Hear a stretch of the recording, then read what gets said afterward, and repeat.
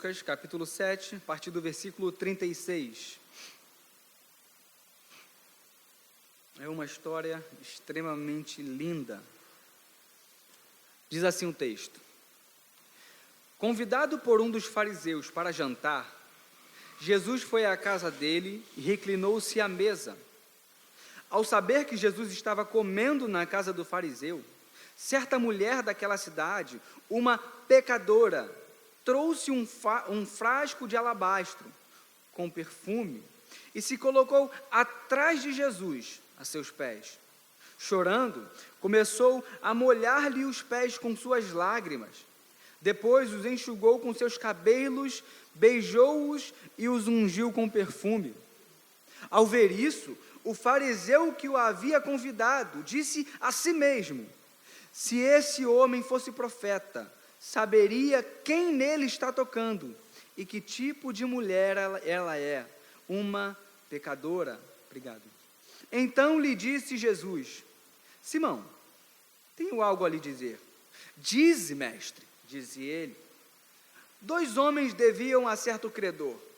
Um lhe devia 500 denários e o outro 50. Nenhum dos dois tinha com que lhe pagar. Por isso, perdoou a dívida a ambos. Qual deles o amará mais? Simão respondeu: suponho que aquele a quem foi perdoada a dívida maior. Você julgou bem, disse Jesus. Em seguida, virou-se para a mulher e disse a Simão: vê essa mulher? Entrei em sua casa, mas você não me deu água para lavar os pés. Ela, porém, molhou os meus pés com suas lágrimas e os enxugou com seus cabelos. Você não me saudou com um beijo, mas essa mulher, desde que entrei aqui, não parou de beijar os meus pés. Você não ungiu a minha cabeça com óleo, mas ela derramou perfume nos meus pés. Portanto, eu lhe digo, os muitos pecados dela lhe foram perdoados, pois ela amou muito. Mas aquele a quem pouco foi perdoado, pouco ama. Então Jesus disse a ela: seus pecados estão perdoados. Os outros convidados começaram a perguntar: quem é este que até pecados perdoa? Jesus disse à mulher: sua fé a salvou, vá em paz. Bonito, né? Vamos orar. Pai, obrigado por essa porção da Tua palavra que está diante de nós. É um texto belíssimo, ó Deus. E eu não sou digno, ó Deus, de proclamá-lo. Eu não sou digno, ó Deus, de chegar diante desse texto e expô-lo ao Teu povo, Pai.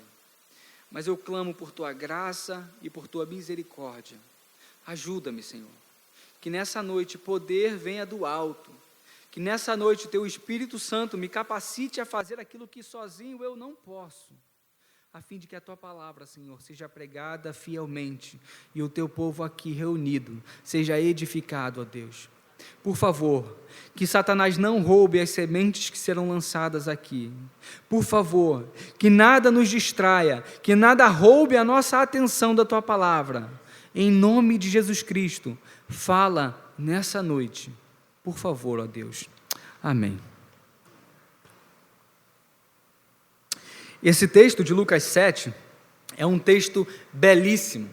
É um texto incrível e que diversos homens já pregaram sobre ele. Talvez você já tenha ouvido algumas pregações acerca desse texto. Talvez você até mesmo já tenha pregado sobre esse texto. Mas nessa noite, eu quero dar uma olhada com vocês para esse texto. Pensar na vida dessas 3 pessoas aqui no texto: Jesus, o fariseu e a mulher. São 3 personagens que vão trazer para a gente visões diferentes da vida. Jesus vai olhar essa situação de uma forma, a pecadora, a mulher aqui vai olhar de outra forma, e o fariseu igualmente de outra forma. A grande questão passa a ser: qual das formas é a correta e qual das formas é a errada de se olhar a história? Porque o fariseu interpreta a história de um jeito, porque Jesus interpreta do outro, e como essa mulher que chegou diante de Jesus se porta no meio dessa situação toda. O texto começa dizendo que Jesus foi convidado, essa é a palavra, Jesus foi convidado por um dos fariseus para jantar. Se a gente pegar só esse versículo, talvez a gente olhe e fale, ué, estranho, um fariseu convidando Jesus para jantar, não faz sentido. Não faz sentido, ainda mais quando a gente olha para trás, em todo o Evangelho, a gente vê sempre uma inimizade entre os fariseus e Jesus. A todo momento, os fariseus caçam coisas pequenas para atacar Jesus. A todo momento, eles buscam motivo para arrumar confusão com Jesus. Quer ver? Volta algumas páginas aí no Evangelho de Lucas. Vai lá no capítulo 5. Lucas, capítulo 5, versículo 21. Olha os fariseus arrumando briga com Jesus. Jesus tinha curado um paralítico aqui, e aí Jesus disse que os pecados desse paralítico haviam sido perdoados. Olha os fariseus no versículo 21. Os fariseus e os mestres da lei começaram a pensar, quem é esse que blasfema? Quem pode perdoar pecados a não ser somente Deus? Ou seja, dizendo que Jesus blasfemou. Ainda no capítulo 5, vai para o versículo 27, olha só, o texto vai dizer... Depois disso, Jesus saiu e viu um publicano chamado Levi sentado na coletoria e disse-lhe, siga-me. Levi levantou-se, deixou tudo e o seguiu. Então Levi ofereceu um grande banquete a Jesus em sua casa. Havia muita gente comendo com eles, publicanos e outras pessoas. Olha agora o versículo 30, mas quem? Os fariseus e aqueles mestres da lei, que eram da mesma facção, queixaram-se aos discípulos de Jesus, por que vocês comem e bebem com publicanos e pecadores? Vai para o capítulo 6, versículo 1, olha só, os fariseus não gostam de Jesus. Certo sábado, enquanto Jesus passava pelas lavouras de cereal, seus discípulos começaram a colher e a debulhar espigas com as mãos, comendo os grãos. Alguns fariseus perguntaram, por que vocês estão fazendo o que não é permitido no sábado? Os fariseus estão sempre vindo contra Jesus. Capítulo 6, versículo 11. Olha só. Os fariseus ficaram furiosos. É o mesmo contexto aqui, tá? Os fariseus ficaram furiosos e começaram a discutir entre si o que poderiam fazer a favor de Jesus, contra Jesus. O que poderiam fazer contra Jesus. Agora olha o capítulo 7, verso 29. Ainda os fariseus odiando Jesus. Todo o povo, até os publicanos, ouvindo as palavras de Jesus, reconheceram que o caminho de Deus era justo, sendo batizados por João. Mas os fariseus e os peritos da lei rejeitaram o propósito de Deus para eles, não sendo batizados por João. Ou seja, Jesus fala A, os fariseus estão sempre falando B. Jesus fala, é assim, os fariseus, não, é assim. Eles estão sempre contra Jesus. Há uma grande inimizade aqui. Então a questão é, por que um fariseu, que é inimigo de Jesus, o convida para vir até a sua casa jantar? Isso é interessante. Esses banquetes aqui, esse jantar que está sendo relatado aqui no texto, não era algo anormal, tá? Era algo que acontecia com uma certa frequência. Geralmente, quando havia um grande mestre, era feito um banquete, um jantar, e esse grande mestre, ele era convidado para nesse jantar, nesse banquete, falar. Então, isso aqui não era muito incomum. Incomum eles chamarem Jesus. E mais incomum ainda, é Jesus aceitar o convite de um fariseu. Jesus sabe que os fariseus o odeiam. Jesus sabe que os fariseus desejam matá-lo, se possível. Por que cargas d'água, Jesus aceita o convite desse fariseu, sabendo que, muito provavelmente, a intenção desse fariseu é perturbar Jesus, a intenção é colocar uma armadilha, uma cilada para Jesus. Por que Jesus vai até a casa desse homem? Talvez a resposta seja porque Jesus não quer desperdiçar nenhuma oportunidade de pregar a palavra. Jesus, em todo o tempo, não vai desperdiçar um momento sequer de sua vida. Jesus não desperdiça uma oportunidade de pregar o Evangelho. E aqui, seria mais uma vez, mais uma chance, no meio de diversas pessoas, uma grande oportunidade de pregar o Evangelho, de anunciar as boas novas do reino de Deus. Então Jesus aceita o convite desse fariseu. Paulo nos deu uma instrução semelhante ao que Jesus está fazendo aqui. Abre em Efésios capítulo 5, vai aparecer aqui no telão para a gente. Efésios capítulo 5, verso 15. É uma instrução de Paulo que Jesus cumpriu muito antes dele ter dado. Efésios capítulo 5, verso 15. Olha o que o texto diz para a gente. Tenham cuidado com a maneira como vocês vivem, que não seja como insensatos, mas como sábios. E o que os sábios fazem? Aproveitando ao máximo cada oportunidade, porque os dias são maus. Sabe qual é o contexto de Paulo aqui? A gente leu um pouquinho no capítulo 4, né? A cidade de Éfeso era uma cidade extremamente imoral. Era uma cidade onde a agressão a mulheres, onde agressão aos filhos, onde traição, fornicação e diversas outras coisas eram tidas como coisas normais. Era normal você ter mais de uma esposa. Era normal o relacionamento homossexual. Era normal todo tipo de perversidade em Éfeso. Qual é a instrução de Paulo aqui? Olha, vivam de maneira sábia. Aproveitem ao máximo cada oportunidade que vocês tiverem de pregar o Evangelho. Sabe como eles poderiam fazer isso? Vivendo de modo digno do Evangelho. Lembra no capítulo 4 que a gente leu no começo? Paulo fala, aquele que mentia, não mente mais. E aí sabe o que isso gera? O teu vizinho, que sempre viu você mentindo, cresceu sabendo que você é um mentiroso, agora olha para você e você não mente mais. Aquele que roubava, aquele que furtava, não furte mais, antes trabalhe. O teu vizinho que sempre te viu furtando, roubando, agindo de forma errada, agora vê você agindo de forma correta, trabalhando, ele vai olhar assim e vai falar, não é possível, está errado, o que está acontecendo contigo? Está aí a oportunidade de demonstrar por que agora ele agia diferente, e então pregar o Evangelho. É esse tipo de oportunidade. Nós não devemos desprezar as oportunidades. Jesus aqui, no nosso texto, está valorizando essa oportunidade, essa casa que foi aberta a ele. Sabe qual é o problema? O problema é que tem muito crente que se converte e que, porque se converteu, corta o relacionamento com todos os outros amigos que tinha antes da conversão. E corta de vez, corta ao ponto de bloquear, ao ponto de não falar nunca mais, nem cumprimentar. Essa não é a atitude sábia. Essa não é uma atitude correta. É claro que você tem que agora tomar muito cuidado, mas você tem que levar a luz para esses amigos. Você tem que levar a luz para esses que ficaram nas trevas. Você não pode querer a luz só para você. Você não pode querer o Evangelho só para você. Se você não levar a luz, quem vai levar? Aproveitem ao máximo cada oportunidade que vocês tiverem. Cada oportunidade que vocês tiverem no meio da sua família, cada oportunidade que vocês tiverem no meio dos seus amigos, cada oportunidade no trabalho, na faculdade, na escola, aproveitem as oportunidades que são dadas. Aproveitem as oportunidades que são dadas no mercado.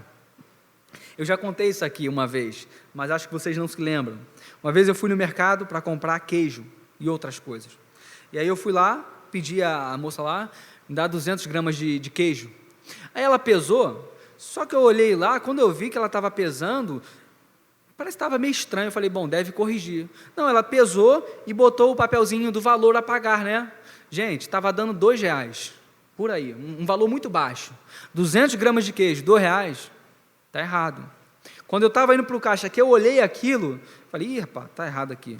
Voltei lá, falei, e aqui, acho que você pesou com valor errado aí. Ela, ai, meu Deus, obrigado. Eu fui embora. Uma oportunidade desperdiçada. Sabe por que foi uma oportunidade desperdiçada? Eu podia demonstrar para ela que eu estava fazendo aquilo, não porque eu sou uma pessoa boa, mas porque sou um servo de Deus. Não muda a coisa? Se eu chegar lá no caixa e falar, olha só, acho que você pesou errado aqui, é uma coisa. Agora, se eu chegar no caixa e falar, olha só, eu acho que você pesou errado aqui, E como eu sou um cristão, servo de Deus, eu tenho que agir de modo honesto, de modo justo. Então, por favor, pese novamente. Qual maneira glorifica mais a Deus? Qual maneira o Evangelho é pregado de melhor maneira, de melhor forma? Que nós possamos, meus irmãos, ao ver um troco errado, devolver e falar, olha só, estou devolvendo, sabe por quê? Porque eu sou cristão. Eu estou fazendo isso por amor a Jesus. Que a gente possa ter esse desejo, essa intenção em tudo aquilo que viermos a fazer, não desprezando cada oportunidade que temos. Jesus aqui está na casa de um fariseu, não desperdiçando a oportunidade. Que nós também não desperdicemos as nossas oportunidades.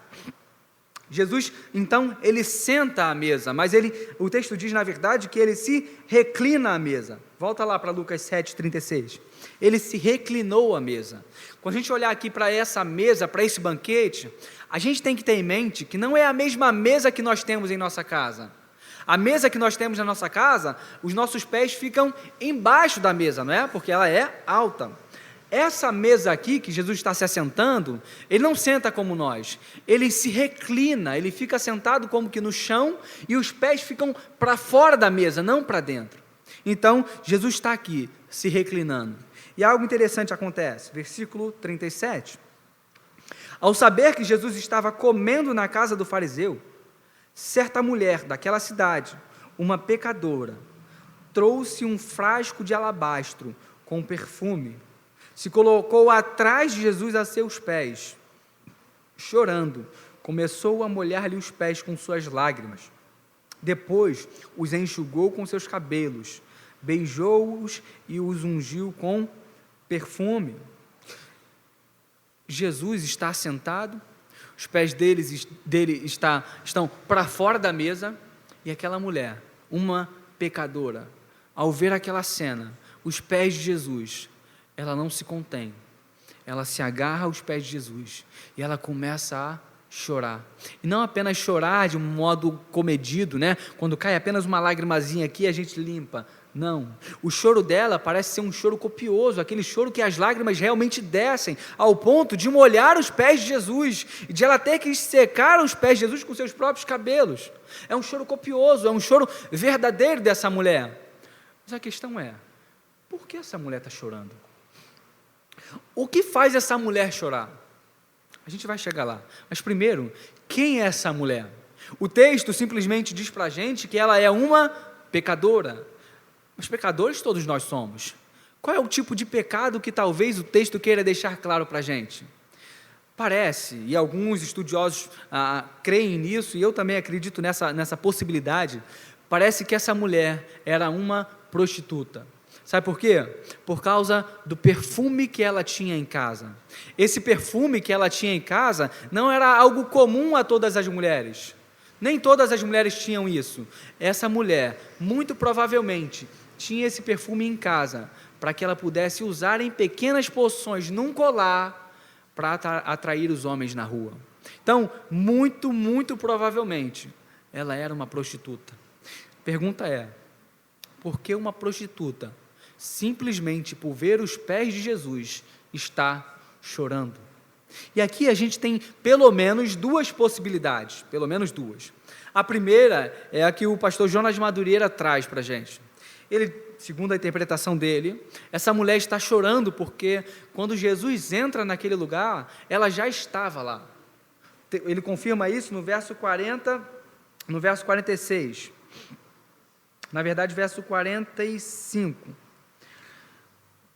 Jesus dizendo para Simão: você não me saudou com um beijo, mas essa mulher, desde que entrei aqui, não parou de beijar os meus pés. Ou seja, parece que a mulher já estava lá.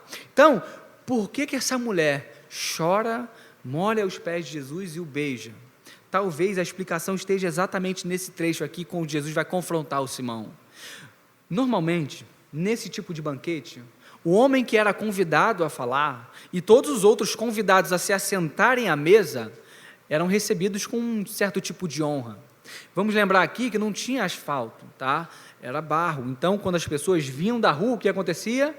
Os pés sujavam, né? Os pés ficavam sujos. Então, quando você entrava nessa casa como um convidado, o que eles faziam?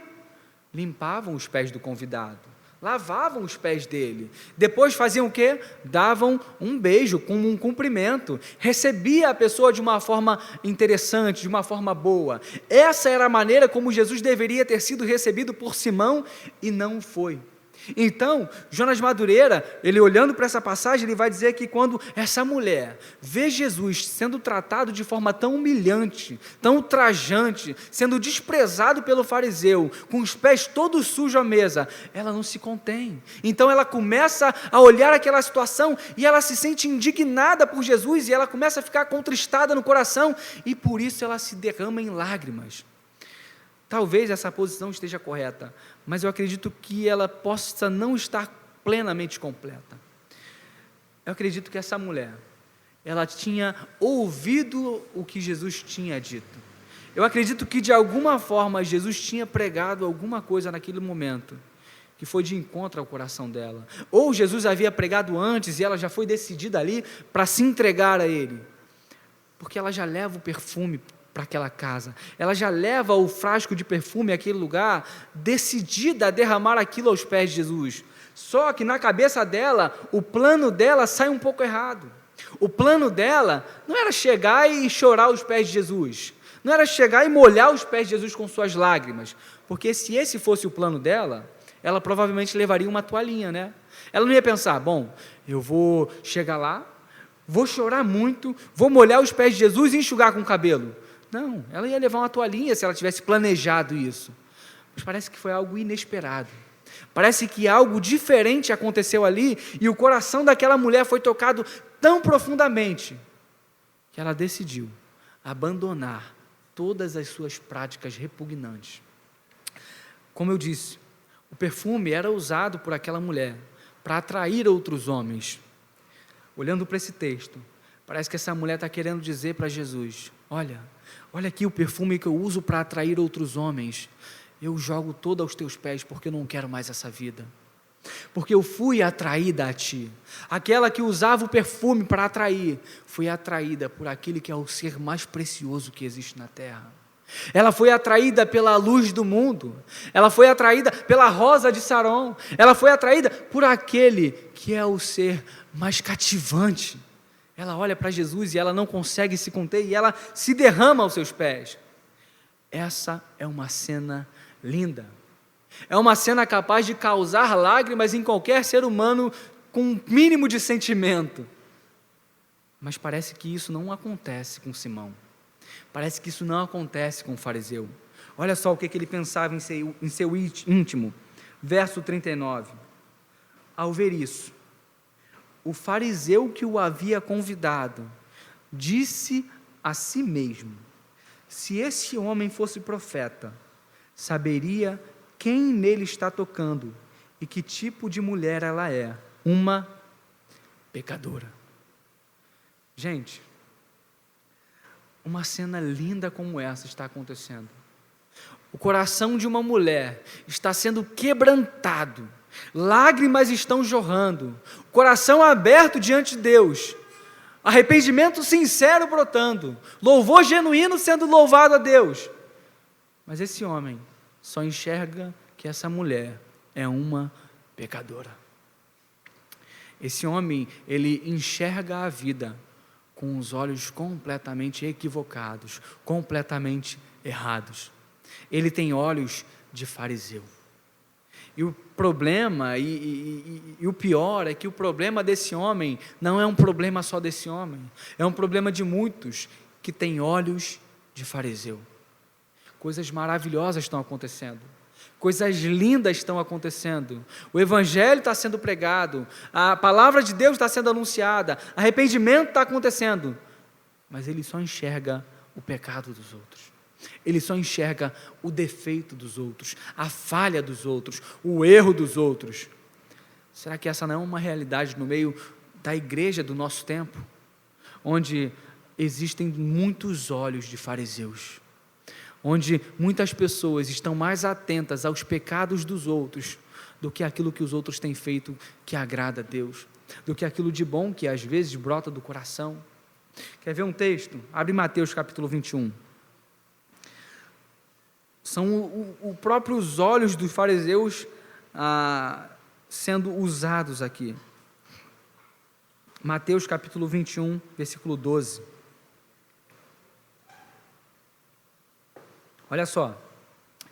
Jesus entrou no templo e expulsou todos os que ali estavam comprando e vendendo. Derrubou as mesas dos cambistas e as cadeiras dos que vendiam pombas. E lhes disse: está escrito, a minha casa será chamada casa de oração, mas vocês estão fazendo dela um covil de ladrões. Olha agora o verso 14. Os cegos e os mancos aproximaram-se dele no templo, e ele os curou. Mas quando os chefes dos sacerdotes e os mestres da lei viram as coisas maravilhosas que Jesus fazia, e as crianças gritando no templo, Hosana ao filho de Davi, ficaram indignados. Eles estão vendo coisas maravilhosas. Os cegos estão vendo, os mancos estão andando, e esses homens estão falando: você não está ouvindo o que as crianças estão cantando, não? Indignados. Gente, onde foi que a igreja parou de observar o progresso dos homens e passou a focar apenas em seus erros? Onde foi que a igreja parou de focar no progresso daqueles que estão caminhando no Evangelho? Não estão correndo ainda, estão caminhando, estão devagar, mas estão indo. Quando foi que a igreja parou de estender a mão àquele que está andando e começou a dar socos? Meus irmãos, cuidado. Cuidado com a forma como você olha para o teu irmão. Cuidado com a forma como você trata o teu irmão que pecou, que cometeu algum erro. Ele está caminhando. É tão pecador quanto você. É tão sujo com a mancha do pecado quanto você. Cuidado, cuidado. Que não haja nessa igreja, que não haja em nós olhos de fariseu, que diante de situações incríveis só enxergam aquilo que está errado, aquilo que está incorreto, aquilo que está fora do lugar. Que nós não imitemos essa prática e que nós não imitemos uma outra prática de Simão. Olha o verso seguinte, depois que ele pensa consigo mesmo: olha, se Jesus soubesse que tipo de pessoa que está tocando nele, ele não ia deixar não. Jesus olha para ele e diz, verso 40, Simão, tenho algo a lhe dizer. Olha agora, Simão diz, dize, mestre. Parece que há uma certa falsidade aqui nas palavras de Simão. Por dentro ele está pensando, olha lá, se diz profeta, mas nem sabe que essa daí é uma pecadora. Mas por fora, oi mestre, tudo bom? Pode falar. É uma falsidade. Por dentro ele está criticando, por dentro ele está martelando, mas por fora parece que é um doce. Meus irmãos, cuidado com essa prática. Cuidado para que nós não possamos agir assim, por dentro só criticando, condenando, martelando, mas por fora com um sorriso no rosto. Cuidado, que não haja esse tipo de falsidade no nosso meio, que não haja esse tipo de ação no nosso meio, que no nosso meio possa ter honestidade, sinceridade e principalmente amor uns pelos outros, que a nossa igreja seja repleta disso.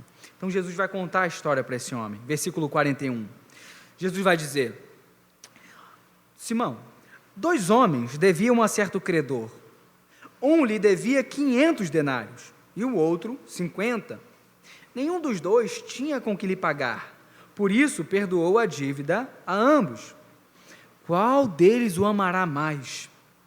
Simão respondeu, suponho que aquele a quem foi perdoada a dívida maior. Você julgou bem, disse Jesus. Jesus coloca uma questão diante de Simão.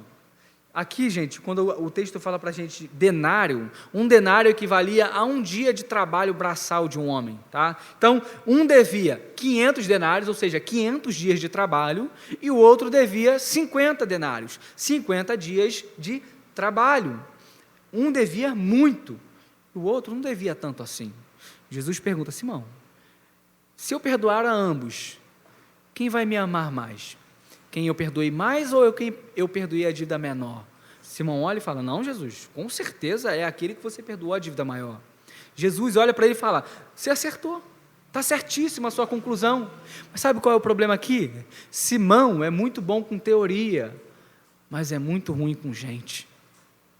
Sabe tudo da letra da lei, sabe tudo que está escrito na Torá, sabe recitar os salmos, muito provavelmente. É muito bom com palavras, é muito bom com letras, é muito bom com aquilo que está escrito. Mas não é nada bom com pessoa, não é nada bom com gente. Gente, que nós possamos ter cuidado com isso também. Infelizmente, felizmente, tem se levantado uma geração que tem gostado de leitura.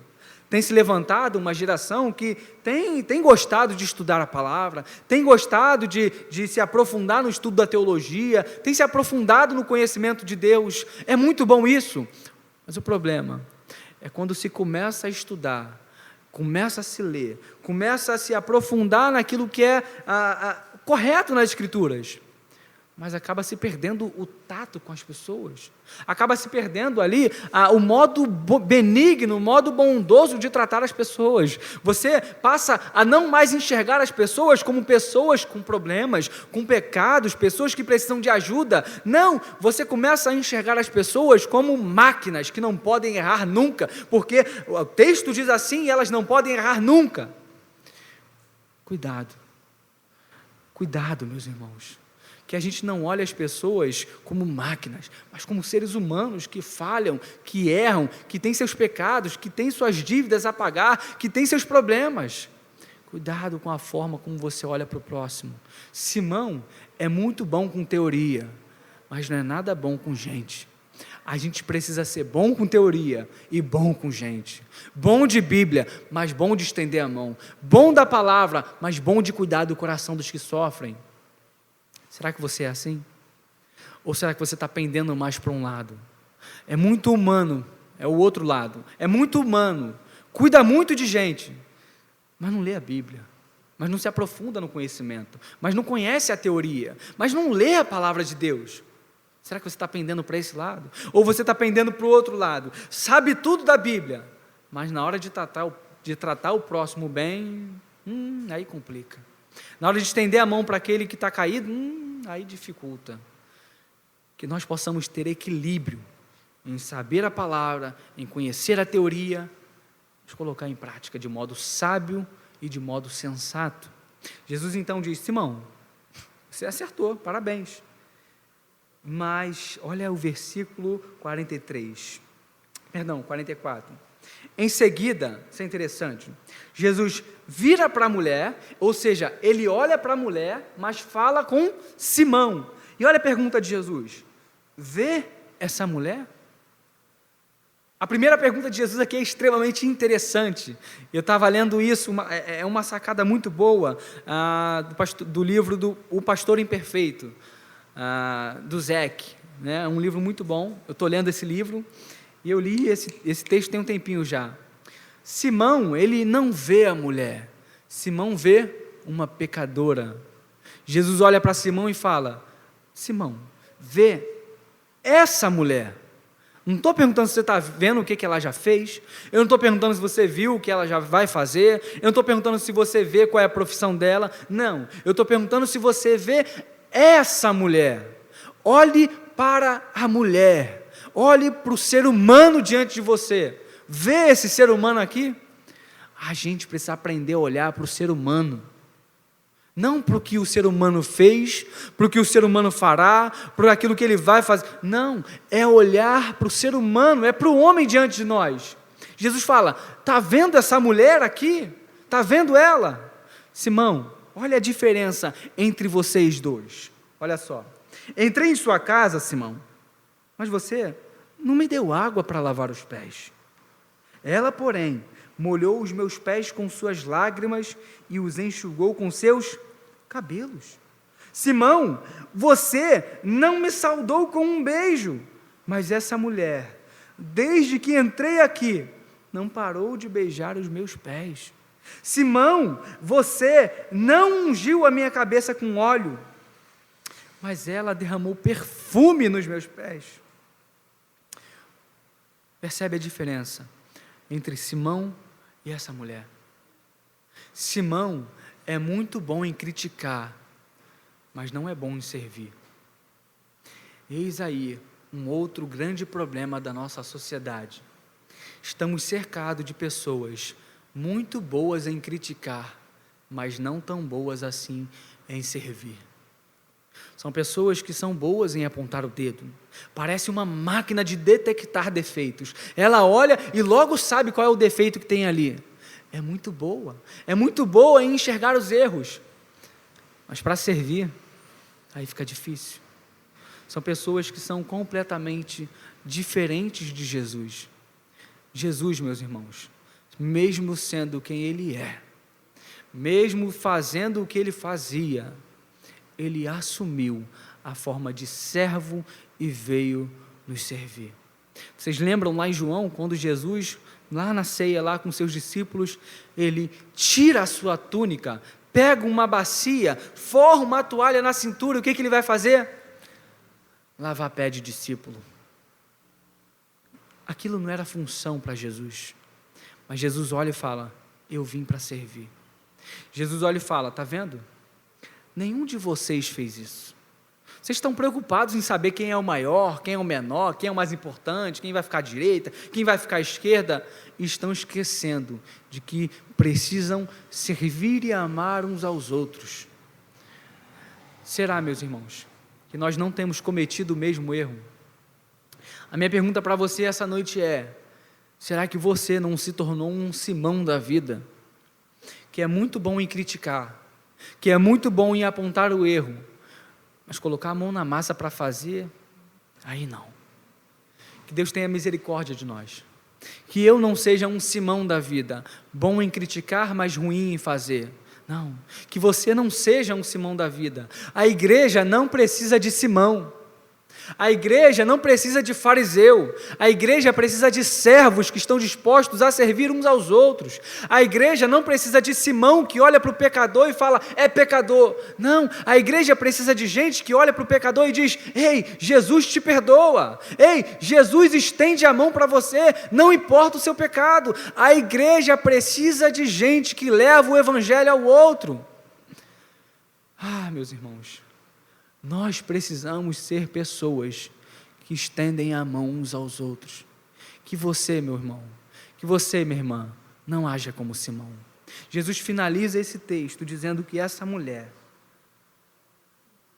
teve seus pecados perdoados, pois ela amou muito. Mas aquele a quem pouco foi perdoado, pouco ama. Então Jesus olha para a mulher e diz, seus pecados estão perdoados. Ainda assim os outros olham e começam a se perguntar, versículo 49, quem é esse que até pecados perdoa?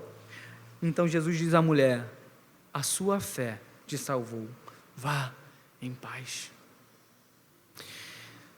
Jesus está olhando para a mulher, Ele sabe que ela é pecadora, Ele sabe os erros, Ele sabe os defeitos, Ele sabe tudo que essa mulher fez, Ele sabe tudo que ela faria, mas ainda assim, Jesus olha para essa mulher e decide perdoá-la.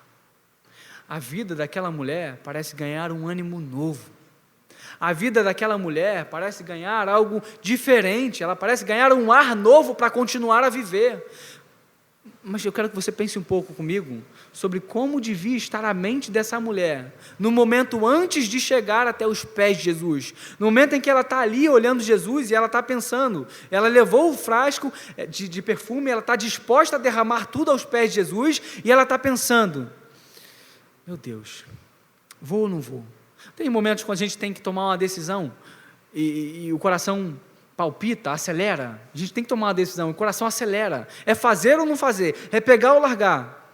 Será que essa mulher, naquele momento, antes de ir até Jesus com lágrimas, não teve um momento assim de reflexão? Meu Deus, e agora, vou ou não vou? Mas se eu for lá e ele me rejeitar, Mas se eu for aos pés dele e ele não gostar da minha atitude, porque ele é um mestre e eu sou uma mulher? Mas e se eu for e ele não me receber bem e todos os outros me expulsarem dessa casa? Mas e se eu for e ele me aceitar? Como vai ficar a minha vida depois? Porque eu não vou poder mais me prostituir, eu não vou poder mais fazer o que eu fazia antes. Como será que meus amigos vão me tratar? Como será que minhas amigas vão me receber? O que vai acontecer? Será que eu vou perder minha casa? Como vai ficar a minha vida? O que vai acontecer se eu abandonar o meu pecado e for atrás de Jesus? Será que isso não passou pela mente dela? Talvez tenha passado. Mas algo muito mais forte do que esses pensamentos venceu a mente dela, venceu o coração dela.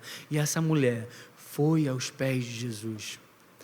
Meu irmão, eu não sei qual tipo de pensamento passa na sua mente quando você coloca em xeque a questão: abandono ou não abandono os meus pecados? Volto ou não volto para Cristo? Sirvo ou não sirvo? Largo ou não largo? Eu não sei qual pensamento passa na sua cabeça.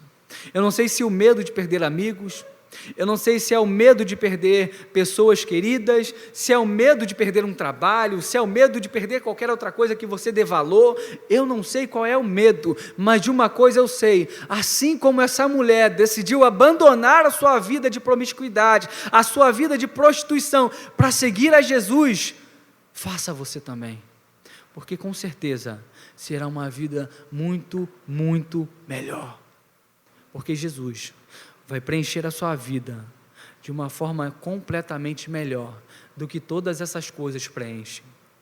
Todas essas coisas, todos esses pecados que você carrega, não são capazes de te dar alegria, não são capazes de te dar prazer, mas Jesus é. Mas Jesus é capaz de trazer ânimo, Jesus é capaz de trazer alegria, Jesus é capaz de trazer vida. Talvez alguém pergunte: Felipe, mas o meu pecado é muito grande, você não tem ideia. Você não faz ideia de quão pecador eu sou. Você não faz ideia das coisas terríveis que eu fiz e continuo fazendo. Você não faz ideia. Como você pode falar que Jesus vai me receber? O pastor Matt Chandler conta a história, e eu finalizo aqui, de uma amiga que ele tinha no primeiro ano da faculdade, né? Ele diz que era uma amiga, uma mãe solteira, já tinha lá uns 27, 26 anos, por aí. E ele diz que essa era uma mulher que estava divorciada e estava em um relacionamento com um homem casado, ou seja, estava em adultério. Mas eles faziam faculdade juntos. E aí, né, o tempo foi passando, eles foram ganhando algum tipo de amizade, sempre levando uma palavra temperada para essa mulher com o evangelho. Até que um dia houve acho que uma festa na casa dessa mulher, ou foram visitar, uma coisa assim. E chegando lá, eles começaram a cuidar da filha dessa menina, dessa moça, e os laços foram se estreitando. Então o Matt Chandler conta que um dia, um dos amigos dele iria tocar numa igreja, num culto, e ele decide então convidar essa mulher. Ele diz para ela: olha, um amigo meu vai tocar numa banda hoje. Ele não falou que era um culto, vai tocar numa banda hoje à noite, vamos comigo ver ele tocar? Então essa mulher aceita o convite e vai com ele até esse culto. Quando ele chega lá, ela então percebe que é um culto e ele diz que o louvor foi muito legal, que o amigo tocou muito bem, que foi interessante. Então começou o momento da palavra. E logo que o pregador sobe no púlpito, ele sobe com uma rosa na mão. E ele sobe com uma rosa na mão e diz: hoje eu vim aqui para falar sobre sexo. O Matt Chandler olha assim: meu Deus do céu, o que esse homem vai falar aqui? Primeira vez que eu trago a menina na igreja, o que ele vai falar sobre isso? Então ele fala: mas antes, eu vou dar essa rosa aqui para vocês irem passando um para o outro. Pode cheirar, veja como ela é bonita, veja como essa rosa é interessante e cheirosa. Então eles pegam a rosa e vão passando, enquanto o pregador vai pregando. E o Matt Chandler fala que ele falou cada coisa absurda, cada coisa horrível. Então a rosa vai passando. O Matt Chandler fala que depois de uma pregação desastrosa daquele pastor, ele pede a rosa de volta. E quando a rosa chega novamente a ele achando que ia dar a cartada final dele, olha para a rosa, toda esmigalhada, toda despedaçada, com pedaços quebrados. Ele olha para a rosa e olha para o pessoal e diz: olha aqui, está vendo essa rosa? Ela estava inteira. Quem vai querer essa rosa despedaçada? O Matt Chandler olha aquela cena e ele simplesmente dá um grito: Jesus quer a rosa! Jesus quer a rosa mesmo quebrada. Jesus quer a rosa mesmo despedaçada. Jesus quer a rosa que mal se sustenta de pé. Jesus quer a rosa. Assim como ele quis essa pecadora, assim como ele quis outros homens que vieram a ele cheio de pecados, Jesus quer a rosa. Jesus quer você. Teus pecados não são suficientes para afastá-lo de ti. Teus pecados não são suficientes para que ele não te queira.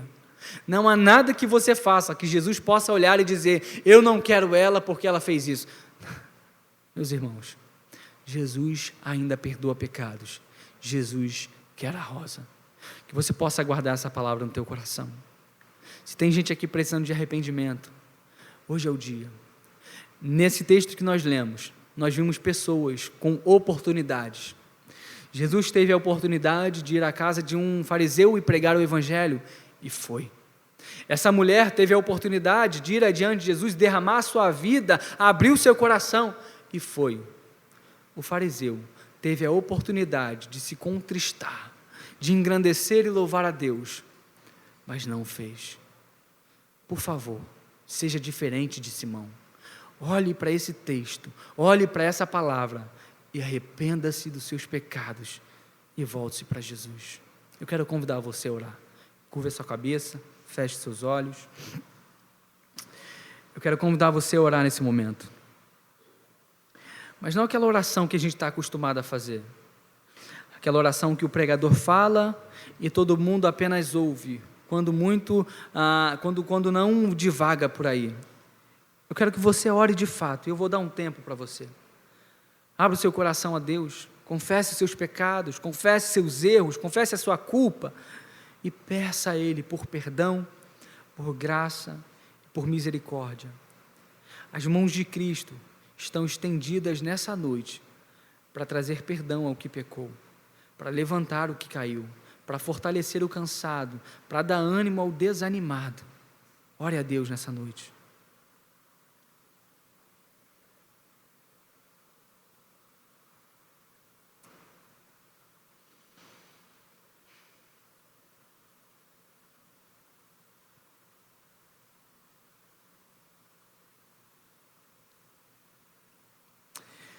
Senhor Jesus,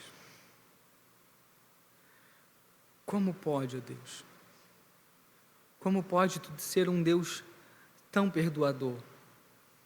Como pode ter tanta paciência com gente que comete tantos pecados? Como pode, ó Deus, ter tanta paciência com pessoas que a todo momento pecam contra Ti? Como pode amar tanto pecadores miseráveis? Eu não sei explicar, Senhor, mas eu sei que é assim. Eu não sei explicar, ó Deus, mas graças a Deus, graças a Ti, ó Pai, porque é assim. Porque se não fosse assim, ai de nós, ó Deus. Porque se não fosse assim, ai de mim, ó Deus. Ah, Deus. Tem misericórdia do Teu povo pecador, ó Pai. Olha, Senhor, para as nossas vidas e nos concede perdão e graça. Olha para as nossas vidas e nos dê, ó Deus, a disposição de diariamente nos arrependermos de nossos pecados e nos voltarmos a Ti. Tem misericórdia do Teu povo, ó Deus. Compadece-te de nós que somos pecadores. Ah, Senhor, dá força àquele que está fraco, Senhor. Revigora a alma, Deus, daquele que por um momento esteve longe, mas que sabe que precisa retornar, que sabe que precisa voltar. Tem misericórdia, Deus, dos Teus filhos e de Tuas filhas. Dá forças para que as dificuldades sejam vencidas, para que os problemas sejam encarados, para que o Teu Evangelho seja vivido de modo pleno, ó Deus. A gente clama a Ti porque a gente sabe que por nós mesmos, ó Deus, nada podemos fazer. Então, por favor, ó Pai, venha ao nosso encontro. Ó Cristo das mãos furadas, venha ao nosso encontro com perdão e graça. Por favor, essa é a oração da Tua igreja nessa noite. Que Tu a ouça e que Tu a atenda. por favor, em nome de Jesus. Amém.